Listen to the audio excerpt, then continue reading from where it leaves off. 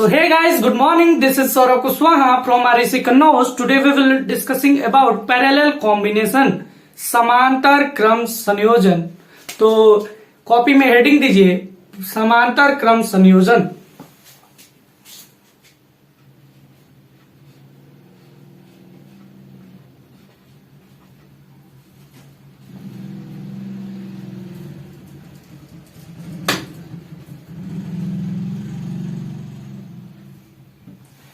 तो बच्चों आज हम लोगों की क्लास होगी समांतर क्रम संयोजन की। पिछले लेक्चर में हमने आपको श्रेणी क्रम संयोजन पढ़ाया था। प्रतिरोधों का संयोजन दो प्रकार से किया जाता है, श्रेणी क्रम संयोजन सीरीज कॉम्बिनेशन और दूसरा समांतर क्रम संयोजन। ठीक है, और इसी को बोला जाता है पार्श्व क्रम संयोजन। इसका दूसरा नाम है पार्श्व क्रम संयोजन। ठीक है, इसको बच्चों बोला जाता है पैरेलल कॉम्बिनेशन।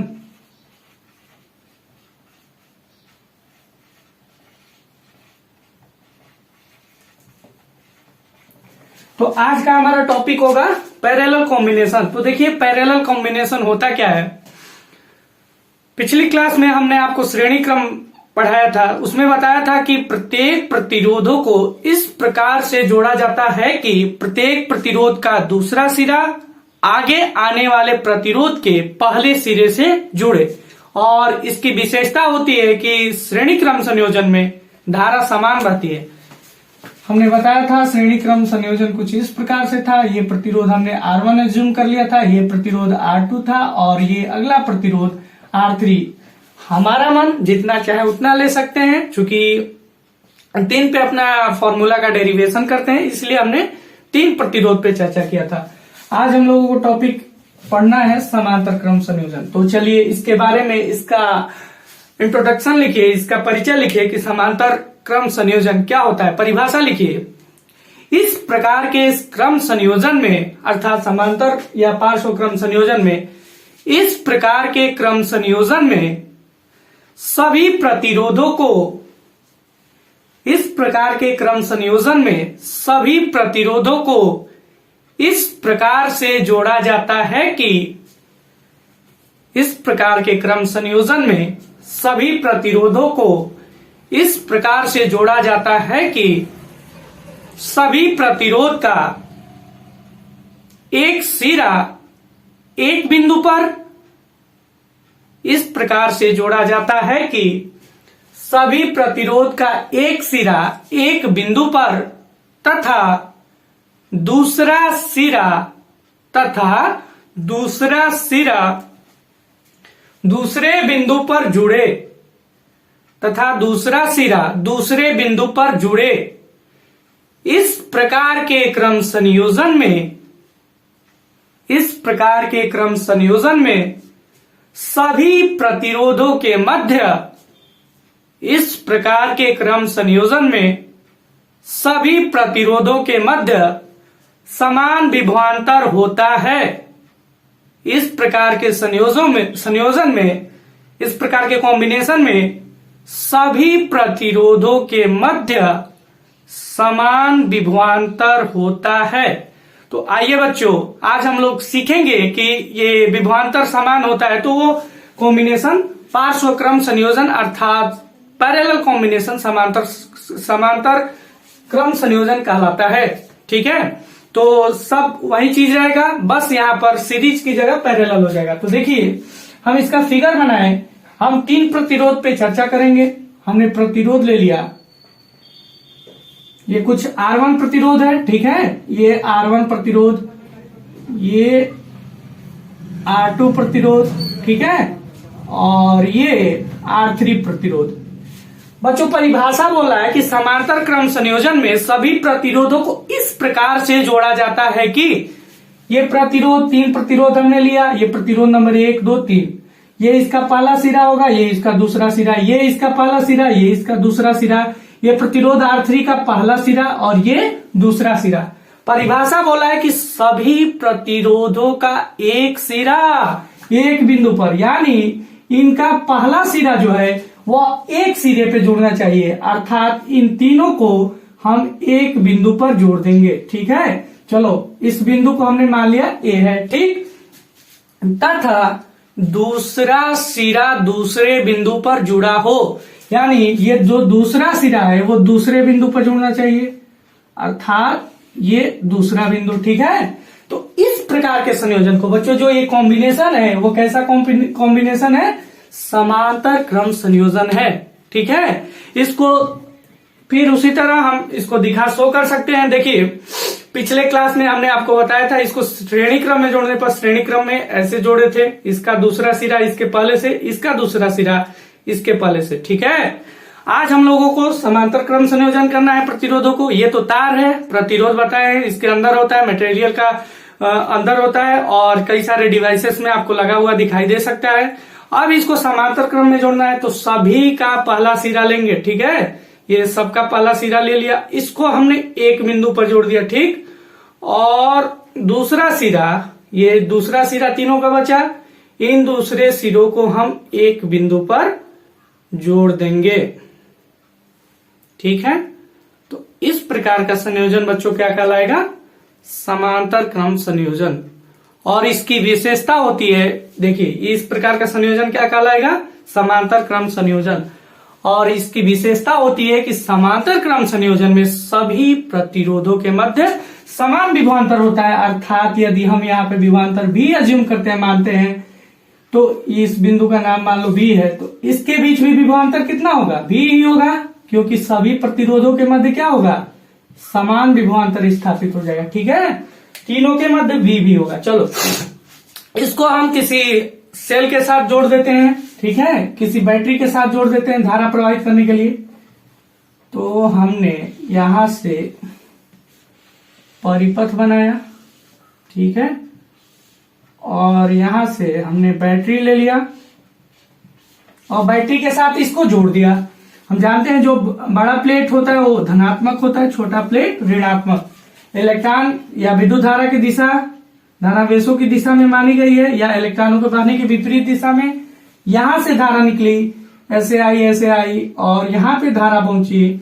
अब बच्चों, श्रेणी क्रम में तो धारा समान होता है, लेकिन समांतर क्रम में धारा समान नहीं होता है। हम आपको पिछले क्लास में एक चीज बताए थे, यदि मार्ग बदल जाए, ठीक है ना, यदि मार्ग बदल जाए तो विभवांतर भी बदल जाता है। ठीक, और यदि मार्ग सेम रहे तो विभवांतर समान रहता है। या दूसरा ऐसे बोल सकते हैं, यदि बिंदु समान है, यानी कि समान बिंदुओं के बीच हमारा प्रतिरोध लगा है, तो वहां पे वोल्टेज समान होगा। देखिए, ये जो प्रतिरोध R1 लगा है वो A और B के बीच लगा है, R2 भी A और B बिंदुओं के बीच लगा है, और R3 भी A और B बिंदुओं के बीच लगा है। यानी कहने का तात्पर्य, कहने का आशय यह है कि यहाँ तो विभवांतर समान होगा, लेकिन सब में धारा का मान अलग अलग होगा। ठीक है, यहाँ से धारा आई एम्पियर की धारा आई। अब यहाँ से धारा के लिए तीन रास्ते हैं। ठीक है, एक रास्ता ये है, एक रास्ता ये, एक तीसरा रास्ता। हम मान ले रहे हैं इसमें कुछ I1 अमाउंट का I1 धारा प्रवाहित हो रहा है। इसमें हम मान ले रहे हैं प्रतिरोध R2 में I2 एम्पियर की धारा प्रवाहित हो रहा है, और प्रतिरोध R3 में I3 एम्पियर का धारा प्रवाहित हो रहा है। ठीक है बच्चों, ये जो I1, I2, I3 ये मिलकर बना है I से, तो क्या हम इसको I के इक्वल लिख सकते हैं? फिर यहां से I1 आएगा, यहाँ I2 आएगा, I3 आएगा, तीनों फिर मिलकर यहाँ से I बन जाएगा, और फिर ये आएगा। बैटरी निरंतर वर्क करती रहेगी। खैर, उससे हमको मतलब नहीं है। देखो, I का ही ना ये तीन बच्चे हैं, तो हम I बराबर लिख सकते हैं I1 plus I2 plus I3। इसको नाम दे दीजिए बच्चों इक्वेशन नंबर 1। अब हम फॉर्मूला का डेरिवेशन करने जा रहे हैं कि समांतर क्रम संयोजन में तुल्य प्रतिरोध कैसे ज्ञात किया जाता है। तुल्य प्रतिरोध बच्चों बताया था कि इसी का ये जो परिपथ है, इन सब के जगह पे हमने एक प्रतिरोध लगा दिया। मान लीजिए यहां से एक हमने प्रतिरोध लगा दिया, और ये बैटरी, ये प्लस टर्मिनल, ये नेगेटिव टर्मिनल, कितना धारा दे रहा है? I एम्पियर, ये I एम्पियर। ठीक है, और ये तुल्य प्रतिरोध, इसको Req बोला जाता है। EQ का मतलब होता है इक्विवेलेंट, जिसका मतलब होता है तुल्य प्रतिरोध। अब यही चीज हमको ज्ञात करना है कि समांतर क्रम में तुल्य प्रतिरोध का मान कितना होता है। ठीक, तो आइए समझते हैं। ये निकालना है हमको। हम लिख सकते हैं I बराबर I1 plus I2 plus I3, क्योंकि I he I1 plus I2 plus I3 से मिलकर बना है। ठीक, अब हम इस पहले प्रतिरोध के लिए चर्चा करेंगे, ठीक है ना बच्चों। इसमें धारा कितना जा रहा है, I1, प्रतिरोध कितने ओम का लगा है, R1 ओम का। तो हम लोग लिख सकते हैं धारा I बराबर, सॉरी इसमें I1 जा रहा है ना, I1 अमाउंट का करंट जा रहा है, तो I1 बराबर लिख सकते हैं। अच्छा, ओम का नियम क्या बोलता है, V बराबर IR बोलता है ना, तो यहाँ V बराबर IR लगाएंगे तो I बराबर क्या हो जाएगा बच्चों, V बटे में R हो जाएगा। चूंकि V तो तीनों के लिए सेम रहेगा, क्योंकि समांतर क्रम संयोजन की विशेषता होती है। तो ये V कितने ओम का प्रतिरोध लगा है, R1 ओम का, तो V बटे में R1, इसको नाम दे दीजिए समीकरण नंबर 2। अब निकालेंगे I2 का मान, तो I2 का मान हो जाएगा, V तो सेम रहेगा, I2 किस में प्रवाहित हो रहा है, R2 ओम के रेजिस्टेंस में, तो ये हो जाएगा V बटे में R2। अब I3 का मान क्या हो जाएगा, इसको नाम दे दीजिए समीकरण नंबर 3। I3 बराबर लिख सकते हैं बच्चों V बटे में V अपॉन में I3 अमाउंट का करंट किस में प्रवाहित हो रहा है, R3 ओम के रजिस्टर में, तो ये हो जाएगा समीकरण नंबर 4।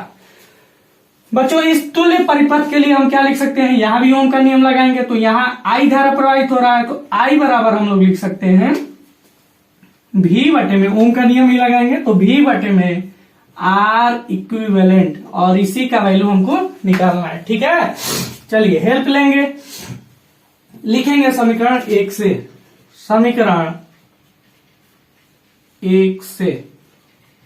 समीकरण 1 में I1, I2, I3 और I का मान रख देंगे। तो 1 में रखेंगे I का मान कितना है बच्चों, V बटे में R इक्यू, I है ना, I के जगह पे हम लिख सकते हैं V बटे में R इक्यू। ठीक है, बराबर I1 का मान है बच्चों V बटे में R1, I2 का मान है V बटे में R2 और I3 का मान है V बटे में R3। बच्चों दाएं पक्ष में कुछ कॉमन दिखाई दे रहा है, V बटे में R equivalent equal to V common ले लेंगे तो ये हो जाएगा 1 अपान में R1 प्लस 1 अपान में R2 प्लस 1 अपान में R3। हम केवल 3 ही प्रतिरोध पे चर्चा कर रहे हैं, आगे भी रहता तो प्लस 1 अपान में R4, ऐसे ये सीक्वेंस बढ़ता जाता। ठीक है, अब बच्चों V से V कैंसिल आउट हो जाएगा, और यहाँ पे बच्चों थोड़ा हम इरेज कर देते हैं। यहाँ पे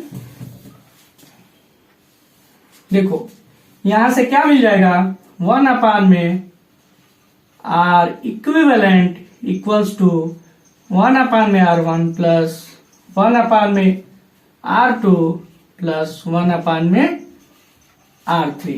ठीक है, तो यही हमको सूत्र का निगमन करना था, डेरिवेशन करना था। तो समांतर क्रम में यदि प्रतिरोध जुड़े होते हैं, यदि हमने 3 प्रतिरोधों की चर्चा किया, तो वहां पे क्या हो जाएगा, जो तुल्य प्रतिरोध होगा उनके व्युत्क्रमों के योगफल के बराबर होगा। अर्थात समांतर क्रम संयोजन में तुल्य प्रतिरोध का व्युत्क्रम उसमें लगे हुए प्रतिरोधों के व्युत्क्रम के योगफल के बराबर होता है। नोट कर लीजिए बच्चों, इसको 4 नंबर में ये पेपर में पूछा जा सकता है, तो इसको नोट कर लीजिए।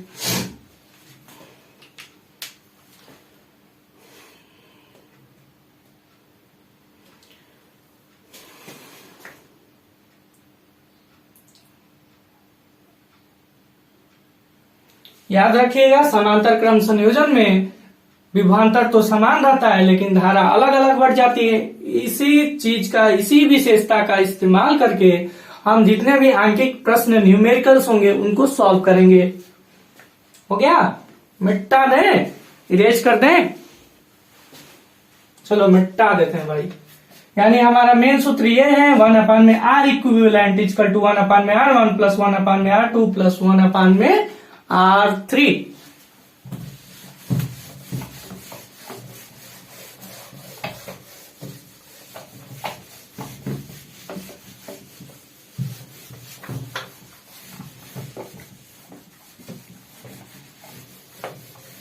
चलो बच्चों आगे बढ़ते हैं।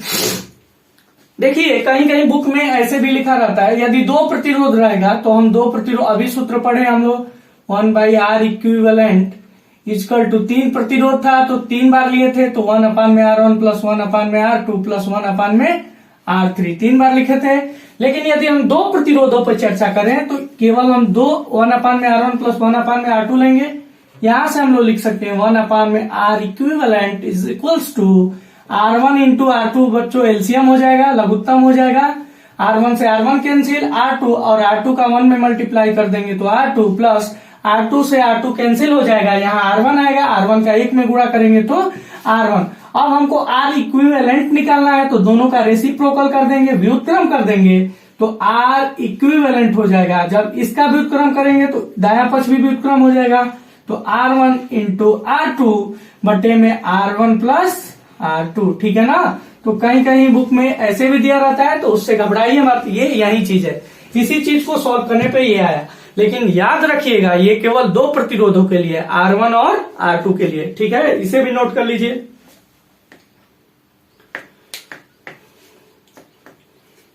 चलिए कुछ क्वेश्चन कर लेते हैं।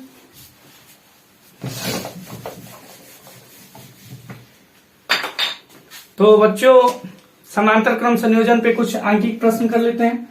लिखिए, क्वेश्चन लिखिए, 2 ओम, 4 ओम व 6 ओम के प्रतिरोध समांतर क्रम में जुड़े हैं, समांतर क्रम में जुड़े हैं, तो इनका तुल्य प्रतिरोध, तो इनका तुल्य प्रतिरोध क्या होगा, ठीक है। चलो सॉल्व करो, सॉल्व करो बच्चों, इस क्वेश्चन को जल्दी सॉल्व करिए और आंसर बताइए, आंसर कितना आ रहा है। देखो बच्चों, सबसे पहले जो चीज दिया है उसको लिख लेंगे। R1 का मान बच्चों दिया है 2 ओम, R2 का मान दे रखा है 4 ओम और R3 का मान दे रखा है 6 ओम।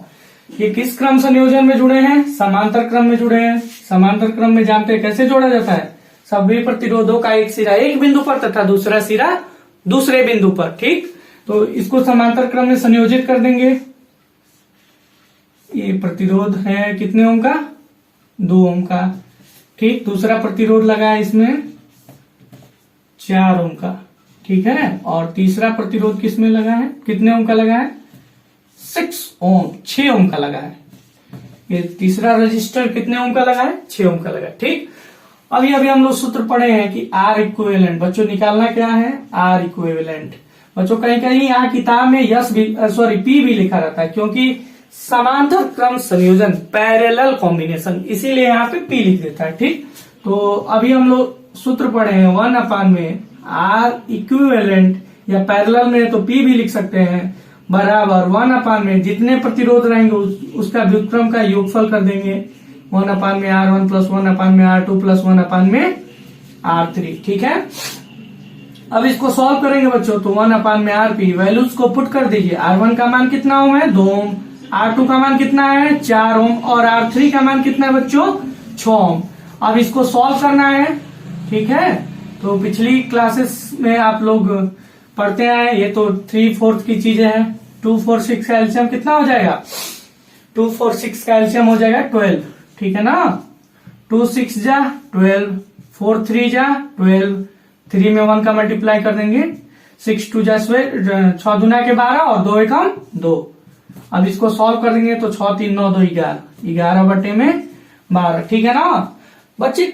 यहां तक अभी हमारा सवाल अधूरा है, ये सॉल्व नहीं हुआ। हमको तुल्य प्रतिरोध ज्ञात करना है और ये 1/में है तो दोनों पक्षों का व्युत्क्रम करेंगे, तो या तिर्यक गुणा भी कर सकते हैं, ठीक है। तो बच्चों ये 1/में आरपी का मान है, हमको आरपी का मान ज्ञात करना है। तो यहां से 1/में आरपी बराबर कितना है बच्चों? 11/12। तो आरपी बराबर कितना हो जाएगा?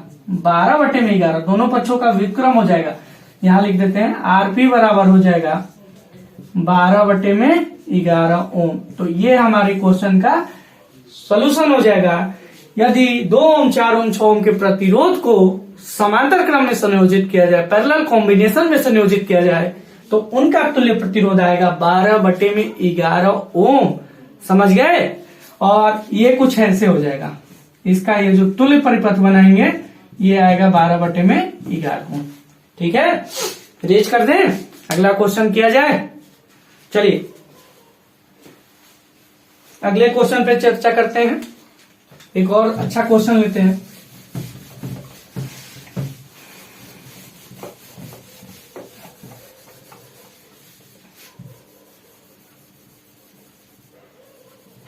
चलो बच्चों, अगले क्वेश्चन में हम माइन्यूट सा चेंज करते हैं, थोड़ा सा चेंज कर देते हैं। यदि 4 ओम व 4 ओम के प्रतिरोध समांतर क्रम में जुड़े हैं तो उनका तुल्य प्रतिरोध क्या होगा, ये हमको बताना है। सब कुछ आपके सामने, चलिए मैं लिख रहा हूं, आप बातों को पकड़िए। 1/r इक्विवेलेंट या आरपी भी लिख सकते हैं, 1/4 प्लस 1/4 प्लस 1/4। ठीक है, 1/r1 का भी मान 4, r2 का भी मान 4 और r3 का भी मान 4। तीनों का लघुत्तम कितना हो जाएगा? 4। सब ऊपर एक आ जाएगा, यानी कि 1/r equivalent is equals to 3/4। बच्चों अभी हमारा सोल्यूशन आया नहीं, अभी क्वेश्चन आधा अधूरा है, क्वेश्चन नहीं सोल्यूशन अभी आधा अधूरा है। तो यहाँ पे हमको R इक्विवेलेंट ज्ञात करना है, तो दोनों का व्युत्क्रम कर देंगे, रेसिप्रोकल कर देंगे। तो यहाँ से R equivalent is equals to आ जाएगा 4/3। और प्रतिरोध का मात्रक बच्चों रेजिस्टेंस का यूनिट होता है ओम, और हम बताएं ओम को इस सिंबल द्वारा दर्शाया जाता है। ठीक है, तो हमारा आंसर हो जाएगा 4/3 ओम। ठीक है, इसको बच्चों भाग भी लगा सकते हैं, तो 3 1 जा 3, फिर 1 3 3 जा 9, फिर 1 3 3 बार बार रिपीट करेगा तो 1.33 ओम, यानी R इक्विवेलेंट बराबर 1.33 ओम भी हो सकता है। ठीक है, चलो अब थोड़ा अच्छे टाइप के क्वेश्चन कर लिया जाए।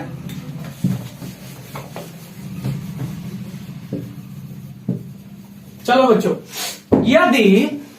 यदि 4 ओम के यन प्रतिरोध, बच्चों यहां पर यदि 4 ओम के यन प्रतिरोध समांतर क्रम में जुड़े हैं तो बताइए कि इनका तुल्य प्रतिरोध क्या होगा। बच्चों यहां यन प्रतिरोध है और सब प्रतिरोध का मान 4 ओम 4 ओम 4 ओम 4 ओम है। ठीक है, ट्राई करिए अपने से।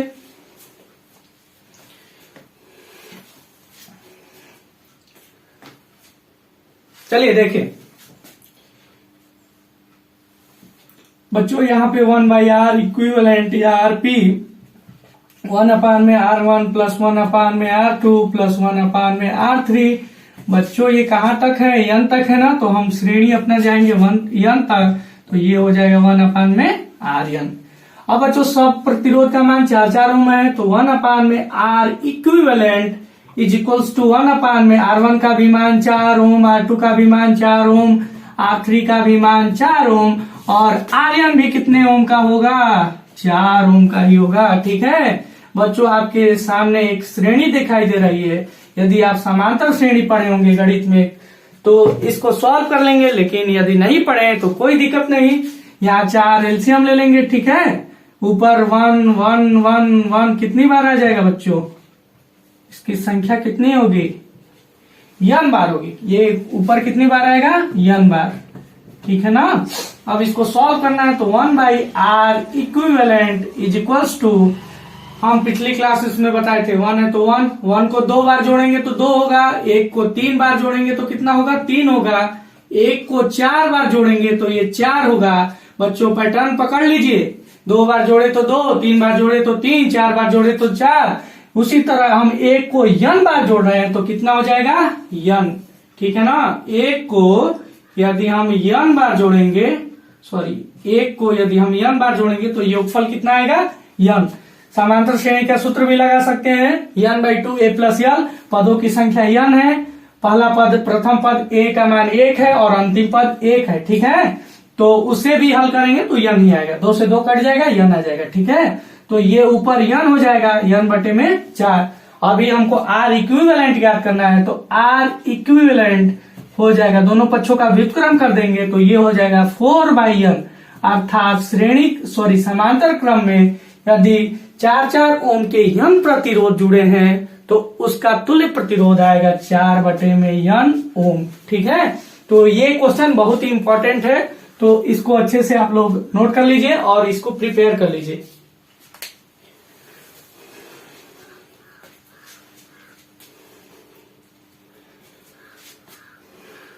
बच्चों हो गया, रेज कर दें।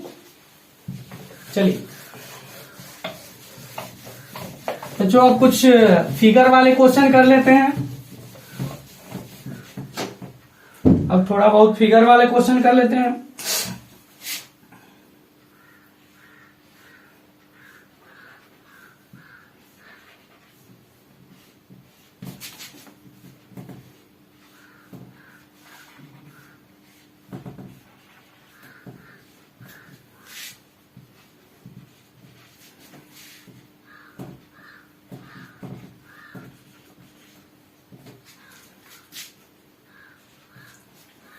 चलो यहां आपको परिपथ दिखाई दे रहा है, एक परिपथ ये, एक परिपथ ये।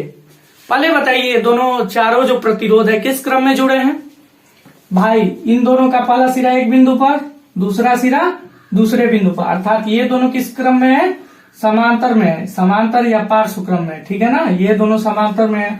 4 ओम का पहला सिरा, 4 ओम का पहला सिरा दोनों एक बिंदु पे है और दूसरा सिरा दोनों का दूसरे बिंदु पर है, यानी ये भी किस क्रम में है? समांतर क्रम या पार्श्व क्रम, दोनों एक ही चीज है, में जुड़े हैं। ठीक है, अब हमको ज्ञात करना है कि ए व बी बिंदुओं के बीच तुल्य प्रतिरोध क्या होगा। हमको आर इक्विवेलेंट का मान ज्ञात करना है। ठीक है, तो इस प्रकार के क्वेश्चन को जो फिगर बेस्ड होते हैं, जो परिपथ वाले सवाल होते हैं, उसको कैसे हल किया जाता है। तो देखो सबसे पहले इस सर्किट को हल कर लो, उसके बाद इसको हल कर लो और फाइनल में देखो कि क्या निष्कर्ष, क्या रिजल्ट मिल रहा है। देखो 2 ओम के प्रतिरोध समांतर में है तो इसका तुल्य प्रतिरोध हो जाएगा 1 में R equivalent is equals to 1 में R1, R1 का मान 2 ओम, 1 में R2, R2 का भी मान 2 ओम।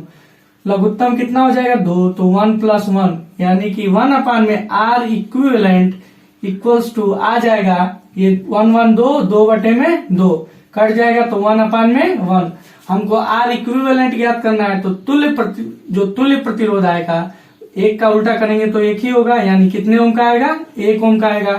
अब इसका निकालेंगे तो ये 4 ओम के प्रतिरोध किस क्रम में है? समांतर क्रम में है, तो यहाँ भी वही सूत्र लगेगा 1/R इक्विवेलेंट इक्वल्स टू 1 में R1 प्लस 1 में R2। 1 में R इक्विवेलेंट मान भरते हैं तो R1 भी 4 ओम का है, R2 भी 4 ओम का है। बच्चों आप स्वतंत्र हैं, आप इसको R1 मान सकते हैं, इसको R1, उससे कोई मतलब नहीं आएगा। चाहे 2 में 3 जोड़ेंगे तो 5 ही आएगा, तो 3 में भी 2 जोड़ेंगे तो 5 ही आएगा। ठीक है ना, क्योंकि बीच में प्लस है तो मान में कोई अंतर नहीं आएगा। तो यहां से 1 में R equivalent is equals to 4 लघुत्तम हो जाएगा तो 1 + 1, यानी अब दोनों को जोड़ देंगे तो 2/4, 2 से दोनों संख्याएं कट जाएगी तो 1/2। हमको R इक्विवेलेंट ज्ञात करना है। 1 में R इक्विवेलेंट का मान आ गया 1/2, तो R इक्विवेलेंट आ जाएगा हमारा 2, क्योंकि 1/2 का व्युत्क्रम करेंगे तो ये कितने ओम हो जाएगा? 2 ओम। बच्चों अभी हमारा सवाल पूरा नहीं लगा है, अभी अधूरा है। अब सर इसमें क्या अधूरा है? तो देखिए इसको हल किए तो इसका जो तुल्य प्रतिरोध आया वो आ गया कितने ओम का? 1 ओम का। ठीक है, तो यहां से हार्ट बीट यानी प्रतिरोध कितने ओम आ गया? 1 ओम आ गया। और इसको हल किए बच्चों तो इसका तुल्य प्रतिरोध आ गया 2 ओम। हमको ज्ञात करना है ए व बी के मध्य तुल्य प्रतिरोध, और इसके बीच हल किए तो ये तुल्य प्रतिरोध, थोड़ा बड़ा बना देते, प्रतिरोध को इस सिंबल द्वारा दिखाते हैं इलेक्ट्रॉनिक डिवाइसेस में, इलेक्ट्रॉनिक परिपथ में। तो ये 2 ओम का आया। अब बच्चों याद करो, पिछला लेक्चर में हमने बताया कि यदि प्रतिरोध का दूसरा सिरा दूसरे वाले प्रतिरोध के पहले सिरे से जोड़े तो इस प्रकार के संयोजन को श्रेणी क्रम संयोजन कहते हैं। बच्चों इसका दूसरा सिरा इस प्रतिरोध के पहले सिरे से जुड़ा है, अर्थात 1 ओम और 2 ओम किसमें है?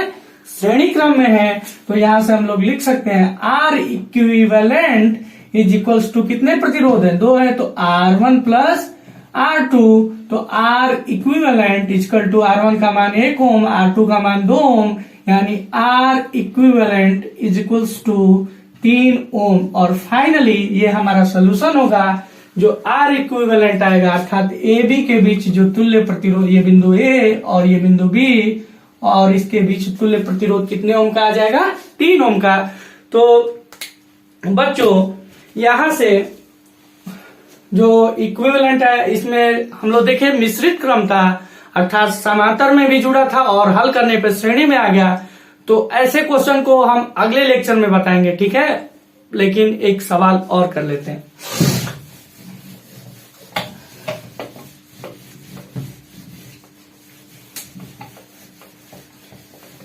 लिखिए क्वेश्चन, लिखिए यदि 2 ओम 3 ओम व 5 ओम के प्रतिरोध समांतर क्रम में जुड़े हों, समांतर क्रम में जुड़े हो, तो उनका तुल्य प्रतिरोध क्या होगा, तो उनका तुल्य प्रतिरोध क्या होगा। बच्चों चलिए निकालते हैं, सब कुछ आपके सामने है। R1 का मान हो जाएगा 2 ओम, R1 कितने ओम का, R2 का मान हो जाएगा 3 ओम और R3 कितने ओम का है, 5 ओम का। तीनों किस क्रम में जुड़े हैं बच्चों, समांतर क्रम में जुड़े हैं। फिगर बनाएंगे, ये R1 हो गया, R2 हो गया और ये R3 हो गया। फिगर कुछ ऐसे बनेगा, ठीक है। इसको थोड़ा बड़ा बना, R1 कितने ओम का है बच्चों, 2 ओम का, R2 कितने ओम का है, 3 ओम का और R3 कितने ओम का है, 5 ओम का। ठीक, ये बिंदु मान लीजिए A है और ये बिंदु B है, इसी के बीच हमको तुल्य प्रतिरोध निकालना है।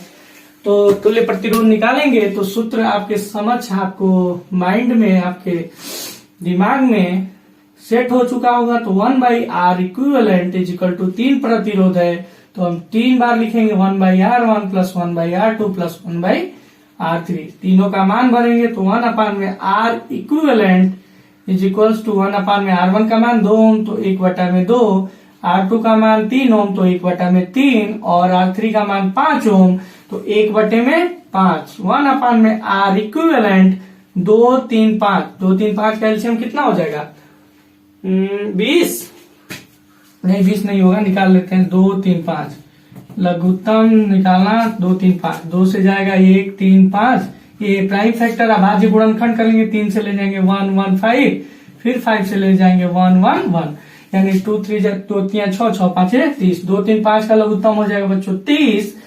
15, 2 के पहाड़े में 30 15 बार में, 15 का 1 में गुणा करेंगे तो 15 प्लस 3 का इसमें भाग देंगे तो 3 के पहाड़े में 30 10 बार में, 10 का 1 में गुणा करेंगे तो 10 प्लस 5 के पहाड़े में 6 बार में 30 आएगा और 6 एकम 6, यानी अब इसको सॉल्व करेंगे तो 1/R equivalent is equals to 15 10 25 6 31, 31/30। ठीक है, हमको R इक्विवेलेंट निकालना है। तो R इक्विवेलेंट हो जाएगा 30 बटे में, व्युत्क्रम कर देंगे तो 30 बटे में 31। बच्चों यहां से इसको थोड़ा दशमलव में बदल दें, क्योंकि आपको हम कुछ इससे क्वेश्चन के माध्यम से कुछ समझाना चाहते हैं। तो 30 का यदि हम 31 में डिवाइड देते हैं, सॉरी 31 का 30 में देना है, 31 का देना है 30, ठीक है। डिवाइड देंगे, पॉइंट लगाएंगे क्योंकि डिवाइड जाएगा नहीं, पॉइंट, ठीक। फिर 0, फिर कितनी बार में जाएगा, 310 9 बार में जाएगा, हाँ 9 बार में, 9 कम 9 और 27 279, 10 में से 9 जाएगा 1, 9 में से 7 जाएगा 2 और ये 0, ठीक है। फिर डेसिमल तो लगा ही है, आगे बढ़ाएंगे इसको 210, यानी अब कितनी बार में जाएगा बच्चों, अब जाएगा 150 180 और 180 30 210 6 बार में ले जाते हैं। 6 1 जा 6 80 180। अब 10 में से 6 माइनस करेंगे तो 4, उसके बाद 11 में से 8 माइनस 10 में से 6 माइनस करेंगे 8, यहाँ 10 बचेगा, 10 में से 8 जाएगा 2 24। ठीक है, तो बच्चों हम अप्रोक्स 2 ही अंक तक ले जाते हैं। ठीक है, तो ये हमको हल करने पे आया 0.96 ओम। ठीक है ना, ये आगे अभी नॉन टर्मिनेटिंग नॉन रिपीटिंग है, रिपीट करता रहेगा, लेकिन हम मतलब 2 से है, तो ये कितना आया 0.96 ओम। बच्चों इसके माध्यम से आपको हम ये बताना चाहते हैं कि यदि समांतर क्रम में प्रतिरोध जुड़े होते हैं तो तुल्य प्रतिरोध का मान उसमें समांतर क्रम में जो सबसे छोटा वाला प्रतिरोध होता है उसके मान से भी कम आता है। ठीक है, जैसे देखिए यहाँ 2 ओम 3 ओम और 5 ओम के प्रतिरोध लगे थे, इन तीनों में छोटा बच्चा 2 ओम है, 2 3 5 में छोटा 2 है, और यदि तुल्य प्रतिरोध का मान निकाले तो 2 से भी छोटा आया, अर्थात समांतर क्रम में जुड़े प्रतिरोधों का तुल्य प्रतिरोध उनके निम्न प्रतिरोध से भी कम होता है। श्रेणी क्रम में बताया था कि श्रेणी क्रम संयोजन में प्रतिरोधों का तुल्य प्रतिरोध उसके अधिकतम प्रतिरोध से भी अधिक होता है, लेकिन समांतर क्रम में जस्ट इसका विपरीत होता है, उसका तुल्य प्रतिरोध इसके निम्न प्रतिरोध से भी कम होता है। ठीक है, इसके निम्न प्रतिरोध से भी कम होता है। तो ऐसे आप लोग सवाल को सोच सकते हैं कि मेरा सवाल सही डायरेक्शन में जा रहा है कि नहीं जा रहा है, मेरा जो हल है वो सही डायरेक्शन में हो रहा है कि नहीं हो रहा है। ठीक है, तो बच्चों नेक्स्ट वीडियो में हम आपको इसी से रिलेटेड कुछ क्वेश्चन कराएंगे और आपको क्वेश्चन करने में बहुत ही मजा आएगा, क्योंकि समांतर क्रम संयोजन में धारा बढ़ जाती है और श्रेणी क्रम संयोजन में विभवांतर बढ़ जाता है, तो उससे रिलेटेड और बहुत तरह के बहुत टाइप के जटिल सर्किट है उसको हम लोग हल करेंगे।